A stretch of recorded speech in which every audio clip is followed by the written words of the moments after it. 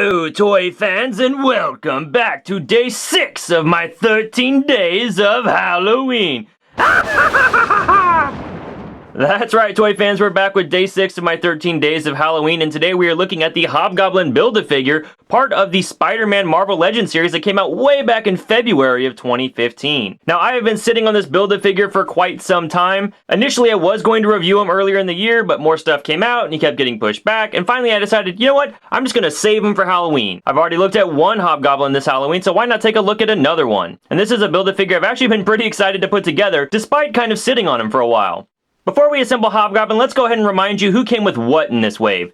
Daredevil came with the left arm and the pumpkin bomb, Ultimate Spider-Woman came with the torso, Amazing Spider-Man came with the left leg, Anti-Venom came with the right leg, Spider-Woman came with the head, the wings, and the hilt of his sword, and Spidey 2099 came with the right arm and the sword.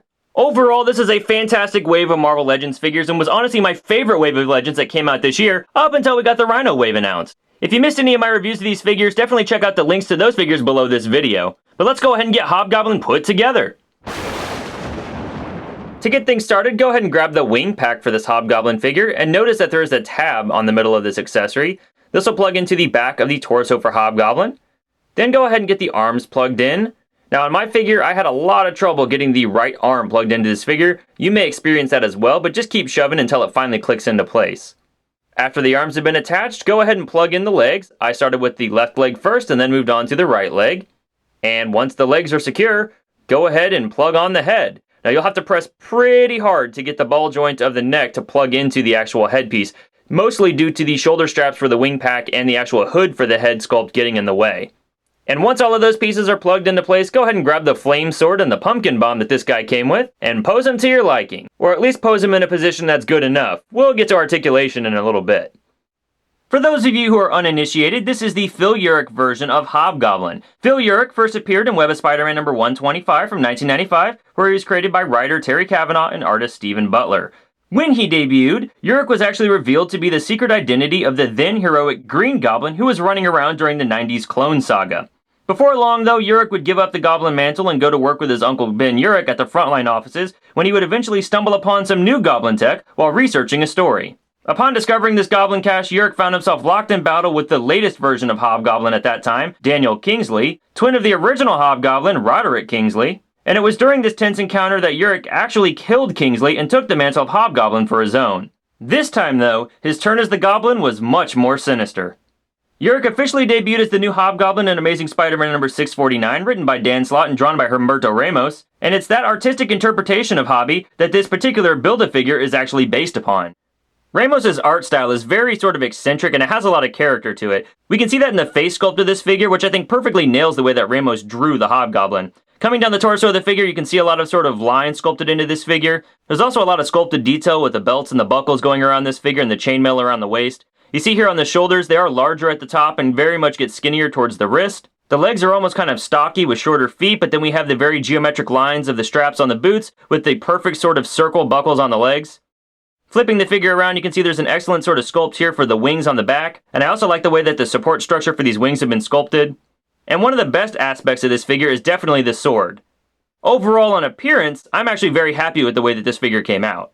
Unfortunately, articulation on this figure is a bit of a letdown. He's got that great head sculpt and hood, which look nice, but it gets in the way of moving the head the way you want it to. To have him look left and right, you kind of have to push into the hood on his face and get him to kind of just nudge left and right. He doesn't do a full rotation. He is capable of looking up if you pick at the chin, but his vision is obstructed, so I don't know if you really want to pose him that way. Pushing his chin down, though, will get him to look down, and that's as far down as he'll look. He's got full rotation here at the shoulder, and that works great on both sides, but he does have a bicep swivel that on the left side of my figure, or on his left arm rather, works fine, but on his right arm, doesn't move at all. And unfortunately, I don't have a hairdryer to fix Hasbro's mess up for them. So I'm a bit disappointed by that lack of articulation. He's got a double jointed elbow that collapses in nicely, and he has a wrist that'll rotate all the way around. It doesn't really move back so much, but it does move down, and that articulation holds on the other side. He's got an ab crunch that'll bend forward, far enough, actually, and has a nice click to it, and he bends back very far, which I was surprised by. He's got a rotation here at the waist, and then he's got the sort of trappings around his waist that kind of prevent his hips from moving the way you'd like him to completely. His leg will move forward pretty far, but it will kind of reset because of the skirt piece around the figure. His leg doesn't move back that far at all. It does bend out farther than I thought it would, but still I don't think far enough. He's got a forward rotation here at the top of the hip, and then he's got a double jointed knee that collapses in pretty nicely, and he's got a foot that will bend forward that far, a little bit hindered by the way the armor sculpted on the toe, back very far, and he's got that Hasbro ankle pivot. So not counting the frozen joint on his right arm, because maybe that's a one-off on my figure, the fact that his head doesn't move as freely as you need it to, and that his hips are a bit hindered, posing this guy can tend to be a bit of a challenge. Height-wise, we can see that Hobgoblin does stand right under 7 inches tall. Here he is compared to last year's Marvel Legends Spider-Man Build-A-Figure, Ultimate Green Goblin. And compared to the Spider-Man Classic Marvel Knight style Green Goblin figure. Certainly the most exaggerated pair of either of these figures that we've received. And compared to every other figure from this same wave, and honestly, this is a pretty good wave of Marvel Legends figures overall. And finally, here he is compared to the 6-inch scale Marvel Legends Infinite Series Wolverine. You know, Bob, Ramos drew me one time. Oh, you don't say! Did you end up with wings? Nope, but we did find out I can burn down to my skeleton and grow everything back. You never do anything small, do you? Alright, toy fans, well that's my review of the Marvel Legends Infinite Series Spider-Man Wave Hobgoblin Build-A-Figure released by Hasbro in 2015. Overall, I'm quite mixed on this Build-A-Figure. I absolutely love the way that Humberto Ramos' art style has been transitioned into plastic. It looks really, really good. But this figure's articulation issues are just killing me. I'm not having as much fun with this figure as I really wanted to before I put him together, and it's a feeling that I'm finding pretty tough to shake.